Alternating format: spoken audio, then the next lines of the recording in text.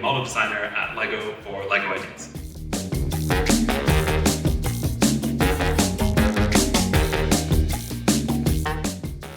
Working for LEGO is pretty much a dream job. I do spend all day just like building with LEGO bricks, coming up with like cool new building techniques and just making really cool models, and then everyone around me is also doing the same. So it's all like a really nice like collaborative atmosphere of like, hey, check out this cool thing. I was like, oh yeah, that's amazing. Why don't you add this? Like, oh yeah, that'll make it even cooler. And it's just like build on top of each other.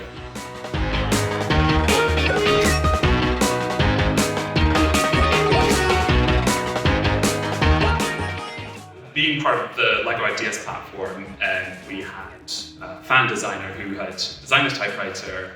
It reached 10,000 votes on the LEGO Ideas website, and then we take that on to make that into like a real LEGO set. So the model we were given was really cool, but we were like, can we add more features to it? For instance, adding so that when you press down the keys, like the hammer goes up in the middle. I was working with a master builder, Wes Talbot. We were each working on our own sections, and then we met in the middle to work on when you press down on a key, the carriage would move along, which was probably the most challenging function of the model.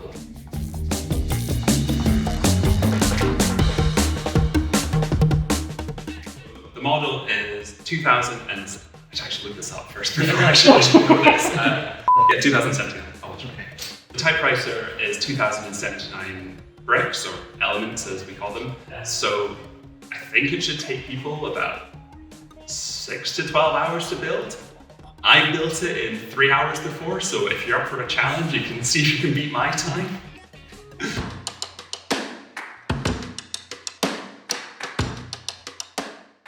James, who designed it, apparently built it in about 3 hours, but I'm not particularly hopeful I'll be able to manage that. But if I can build it at all, that will be good.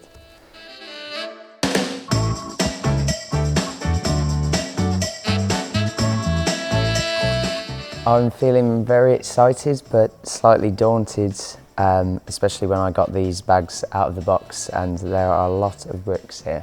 So the instruction book is sort of like War and Peace, so yeah, quite a lot to go through.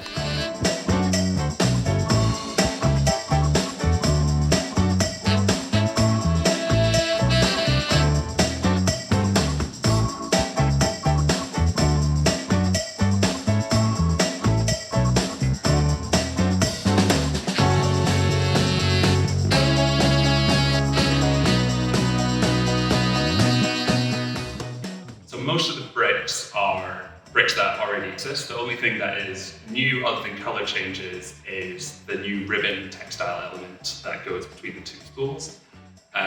Also, all the keys were custom made for this set.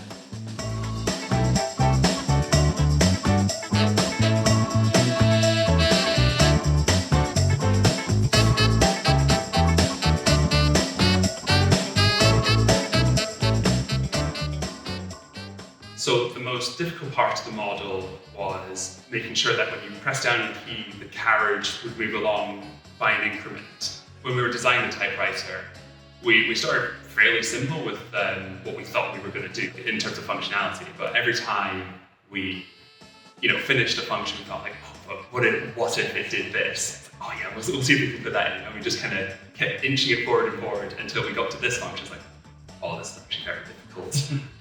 But luckily, working in LEGO, we're surrounded by the best LEGO designers in the world, and they helped us develop this gearbox.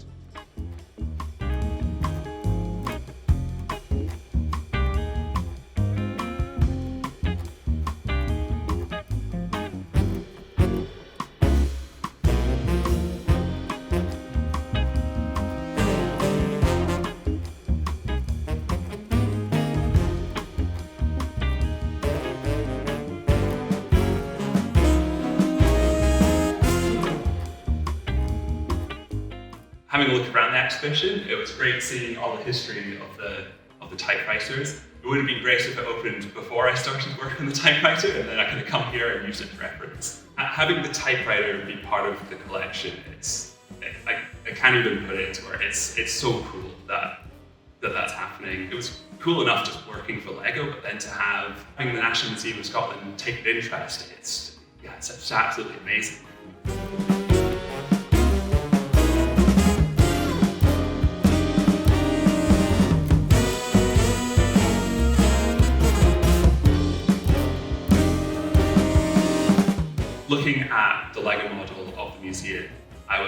absolutely awestruck by the detail, and it has a little intricate display cases. That was quite fun, having the Duplo animals as part of the displays. That was really fun. The model for its size is the building techniques in it are really, really good. It's really well done all around. It's huge. It's such a cool model. If there was one thing I'd like to build a museum out of Lego, it would probably be the lighthouse optics. I'm a big fan of lighthouses. That thing has always interested me with all the lenses and the clockwork mechanics in the bottom. So if I can make something like that out of Lego, that would be really fun.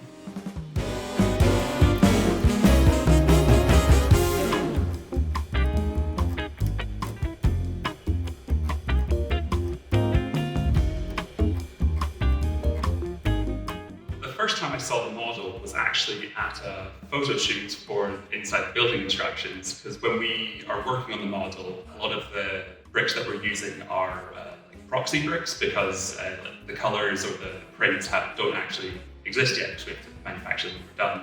So when we first saw this model coming into this photo shoot, wow, there it is on the table. It is amazing to see it, this finished thing in the flesh. Wow, it's a real thing.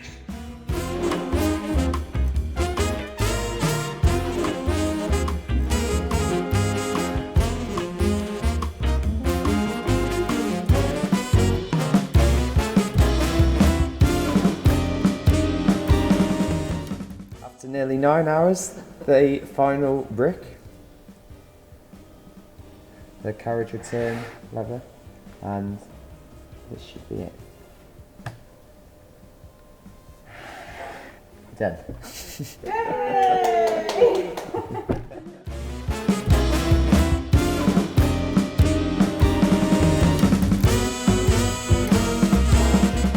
Now, my kind of interest in wanting to build this is because I've been researching the history of typewriters for about the last 4 years, and that's been a PhD project I've been working on. And as a part of that, I've been working with National Museum Scotland on the Typewriter Revolution exhibition, which actually now features one of these Lego typewriters. In fact, in the exhibition, there are some typewriters which really are quite closely resemble this design as well, which is really nice.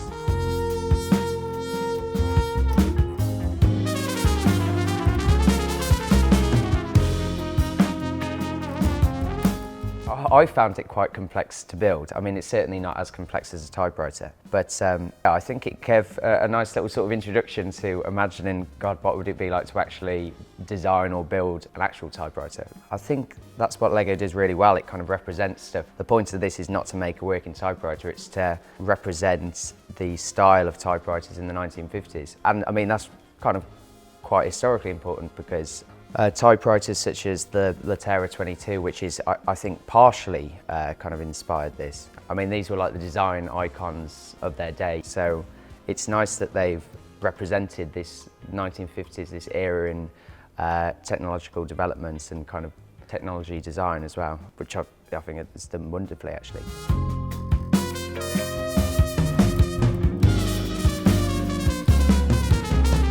Apart from the actual design itself, one feature which I guess is quite unique to this model is that the sounds that it makes. I mean, if I can demonstrate. I mean, it's not exactly like a typewriter, but it really is kind of reminiscent of what a typewriter sounds like. And obviously, not every Lego set kind of comes with the kind of this kind of acoustic side to it as well. So I mean, that's really good.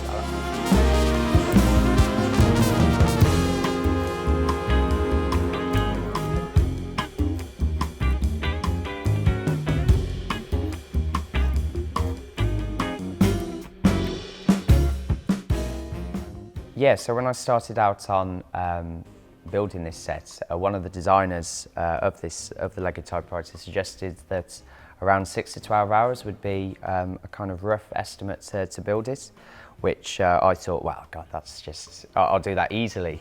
But that wasn't quite the case. I just managed just under 9 hours, which in the end felt like quite an achievement in itself, considering some of the difficulties I had early on. So yeah, it was a good estimate from James and a little bit too much cockiness and my building abilities from me.